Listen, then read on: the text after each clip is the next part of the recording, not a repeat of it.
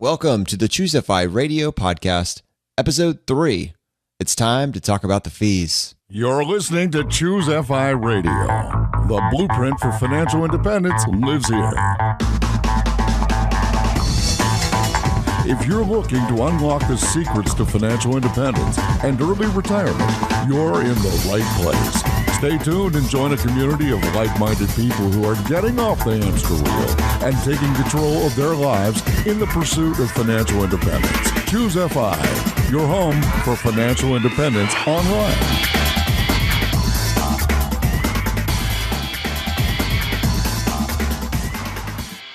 So today we're in the studio and we are going to be specifically talking about a topic that is very important to most of the financial independent retire early community, and that is the importance of avoiding excessive fees. It is such a fundamental topic, and we wanted to make one of our very first podcasts about this. So we're going to do one of the things that you're supposed to avoid at all costs on a podcast, and that is talk about numbers. And on this particular show, we're going to violate that rule a lot. Hopefully this works out. We'll see. I think it'll work out really well. We're going to cross some bridges here. Brad, you just want to kick this thing off and let us know epiphany. Yeah, for sure. So pretty much like everybody else, I'm an investing moron. I had no idea what I was doing for years and years and years. You sign up for your 401k, you get this list of 20 or 30 mutual funds, and you have no idea what you're looking at, right? What do you do when you look at it, John? You know, it really is difficult to dig down in there and figure out exactly what you're looking at, and even to know how you're supposed to look at it. So I think a lot of us just kind of ask our peers, or maybe we do a Google about the top 5 funds, something like that. Yeah, that's the two things I think most people do are ask the guy in the cubicle next to them and look at the Morningstar ratings. The guy that's going to have to work for the next 60 years. Right. And how many stars did Morningstar give its performance over the last year? Oh, so that's not what you do. Right? Well, thankfully, I've kind of come to a conclusion here. And on the backs of many, many brilliant people, this is nothing that I did on my own. But once I've kind of realized this, that fees are the most important thing, and that index funds and low-cost ETFs are the way to go. It's almost like you want to stand up on the top of a mountain and scream it to everyone, like, do not invest in high-cost mutual funds. Do not invest in actively managed funds, or God forbid, like a hedge fund or something where they're giving away 2% and 20% of the profits. I mean, these will destroy your long-term wealth, absolutely destroy it. My realization here came about after reading a couple of different items. And the first was Jim Collins. He writes over at jlcollinsnh.com. He has a brilliant series called the Stock Series. I'm not sure, at last count, he's probably up to about 30 different blog posts in that particular series. And he's actually turned it into a published book called The Simple Path to Wealth. And rightly so. That is a phenomenal series. Oh, it's brilliant. And Jim has become a good friend of mine over the last couple of years. And I consider him a friend and a mentor. And I tell him every time, I mean, literally reading those articles changed my entire life.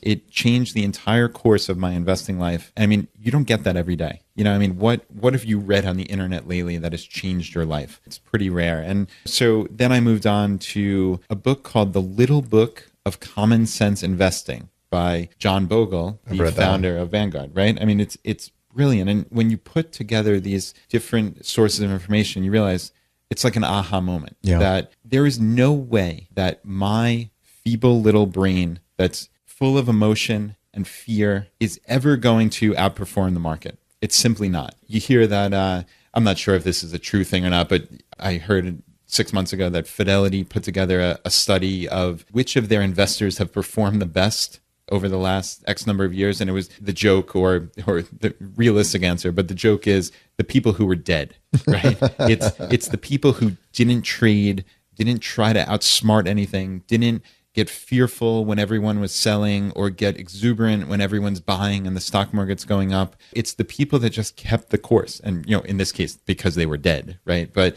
keeping the course, not letting your emotions get into it. So, I mean, that is essential in and of itself. You are not going to find some brilliant financial advisor that your brother-in-law uses, or the guy at the Edward Jones office right down the block from you. And how many times do you hear that? I have a guy. Right. I have a guy. like, he's some brilliant person. I mean, the likelihood of you finding that brilliant financial advisor is as close to zero as possible. And the fact of the matter is, if he were the guy, he probably wouldn't want to deal with you because he probably has multi-million-dollar clients. Now, whether or not you should have the guy or not, that's just a reality. The guy probably doesn't need you or have time for you. So you probably didn't find the guy. But even if you did, you probably, I think we'll both make the case here that you probably shouldn't try. Yeah, without a doubt. And just looking at the performance of actively managed mutual funds. So let's, kind of pivot a little bit. All right, so we're focusing in on one. Absolutely. Yeah, so actively managed mutual funds. I mean, there is really no correlation in the results of these things. There are very few that outperform over years and decades, right? I mean, do you know of any, Jonathan,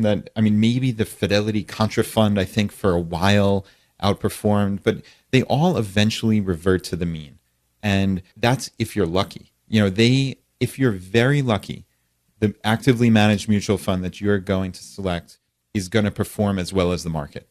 Because again, you're getting all these fees just built into it, trading fees, taxes, all this stuff just further cuts down on your return and the return of that mutual fund. And so what are we talking about? Are we talking about it's costing you, $20, $50, can we attach some numbers to what these fees are actually going to be costing us? No, that's a great segue. Before we went live here, I wound up pulling up the Dave Ramsey investment calculator, which Jonathan just turned me on to. We'll have a link to this in the show notes. It's probably the best investment calculator either of us have ever seen. It's really very intuitive and easy to use. And just kind of for shits and giggles, I threw in some numbers here just to kind of prove the point. So basically what we did was we initially threw in that we were starting with $100,000. Okay, that's a lot of money for many people, but just bear with us here. We figured over a long term, over a 40-year period, the stock market is going to return,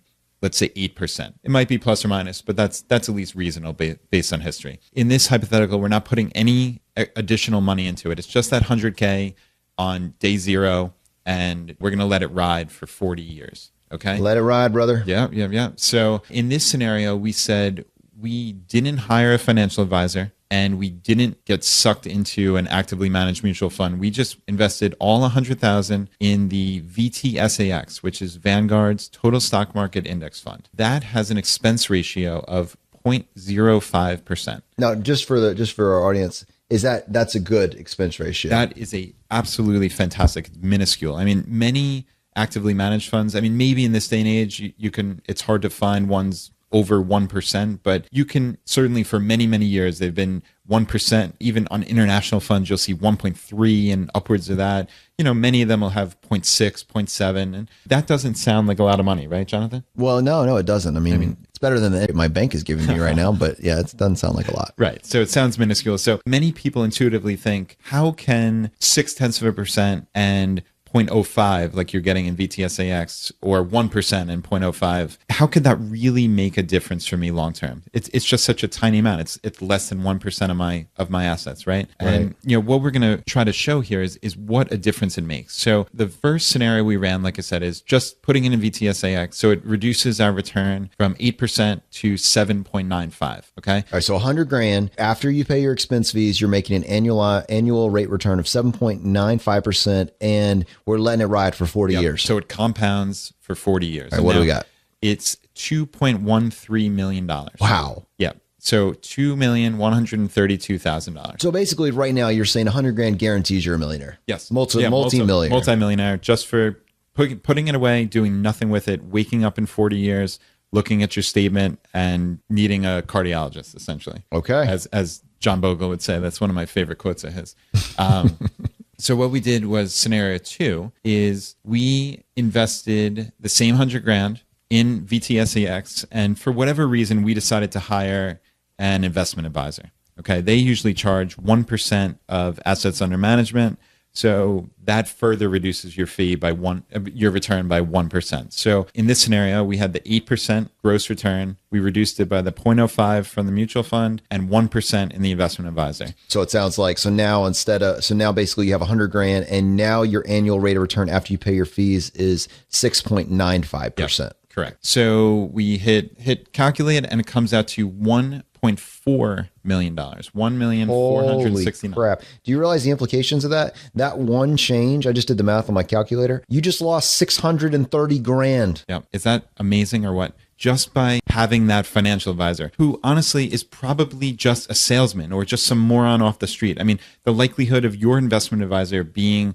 Warren Buffett is zero. So if you had 100 grand and you were about to invest it for 40 years and you just heard this and changed your mind on how you do it, feel free to send me a thank you card with a $10 gift card in it to Panera Bread, because I just saved you 630 grand. Yeah, just from that one change. All right. Your investment advisor, he might be a nice guy. He might be able to help you. Is he worth 630 grand? Not a chance. No way. Not a chance in hell. So then the third scenario was doing everything wrong. Okay. We started with that 100 grand and we had the 1% investment advisor and we had a 1% actively managed fund. Because in all likelihood, if you're going to some brilliant investment advisor, he's not going to put you in VTSAX because he can't justify his fee then. Yeah. So he has to justify his brilliance by putting you in some fantastic mutual fund that he found. And those mutual funds have a significant expense ratio. So just for this back of the envelope thing, we're assuming a 1% expense ratio in that mutual fund. So that reduces our annual rate of return from 8% down to 6%. All right. So now in this third scenario, this really, really bad scenario, you got 100 grand. And now because of all the fees that you're paying out to the various parties, you're only making a 6% rate of return and you're still letting it ride for 40 years. Yep. So we hit calculate and the total worth after 40 years is $1,028,000. Oh, wow. Do you realize that that just cost you over $1 million? Yep. That one choice. You went to two websites, or one choice led you to your advisor. The other choice led you to VTSAX. The difference between those two, that seemingly innocuous choice, was $1.1 million. Yep. Or more than 50% of your potential return if you just put it in VTSAX. That is crazy. Yeah. That's crazy. It's just because that little innocuous, it's just 1% of my assets. It's nothing.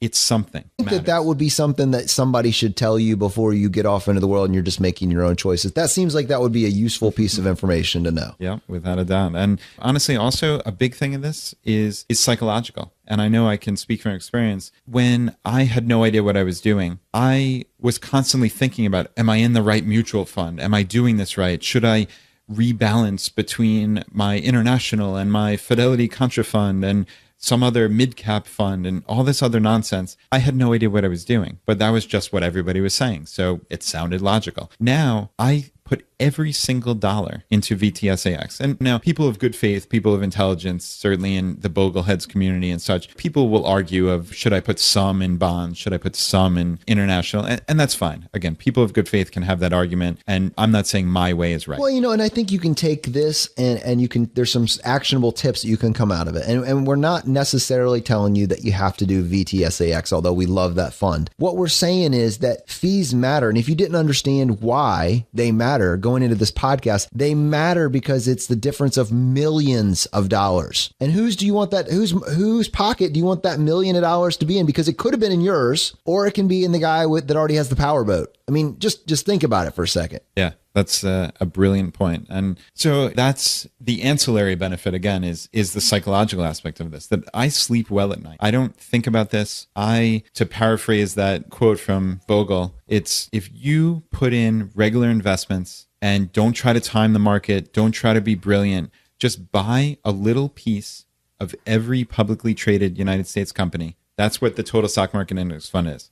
It's you own a tiny little piece of every publicly traded company in America, 3,200 or thereabouts companies. And you're betting on America. Like Warren Buffett always says, he is on America. And 40 years from now, you're going to wake up and you are going to have more money than you could possibly imagine. And you never had to time it. You never had to think about it. And like we talked about these fees, the likelihood of success. This is one of those odd things in life where normally having knowledge and having information puts you ahead of the game. Here, with investing, it almost hinders you in most cases. As long as the one piece of information is the tiny little bit that we're giving you, then yeah, absolutely. True. No, absolutely. But right, these superbly sophisticated hedge fund guys or whatever, like most of them don't really know their ass from their elbows, frankly. And over the long run, I am confident in the United States stock market, and I'm confident in the fees. The fees matter. And also, you say the United States stock market, but a lot of those companies that you're investing in are in fact global powers. So if you invest in every major company inside the United States, you are by definition also investing in global companies all across the world. Yeah, without a doubt. And just to kind of further this point here is looking at Warren Buffett's annual shareholder letter to Berkshire Hathaway. One of the most interesting quotes that I've ever heard that kind of helped corroborate this. If Warren Buffett agrees with this, then he's the most brilliant investor of all time, essentially. He laid out a retirement plan that he's leaving behind for the trust for his wife. And, quote, "My advice to the trustee could not be more simple. Put 10% of the cash in short-term government bonds and 90% in a very low-cost S&P 500 index fund. I suggest Vanguard's." That's Warren Buffett saying what he's going to do with the billions of dollars that he's leaving. He's going to put 90% of it in a low-cost Vanguard index fund. Now, he chooses the S&P 500. I personally choose the total stock market index fund. At the end of the day, because it's cap-weighted, they mirror each other almost identically. But in this case, you're getting an additional 2,700 companies that you're getting a tiny, tiny little piece of. But at the end of the day, the advice is the same. Go with the market and go with low fees. So that's been your actionable tip of the day. If you want more relevant, actionable content, please check out our website and follow us on Facebook, Twitter, Pinterest, and your other social media websites. We appreciate you listening, and we look forward to having you next time as we continue to go down the road less traveled. You're listening to Choose FI Radio. The blueprint for financial independence lives here. If you're looking to unlock the secrets to financial independence and early retirement, you're in the right place. Stay tuned and join a community of like-minded people who are getting off the hamster wheel and taking control of their lives in the pursuit of financial independence. Choose FI, your home for financial independence online.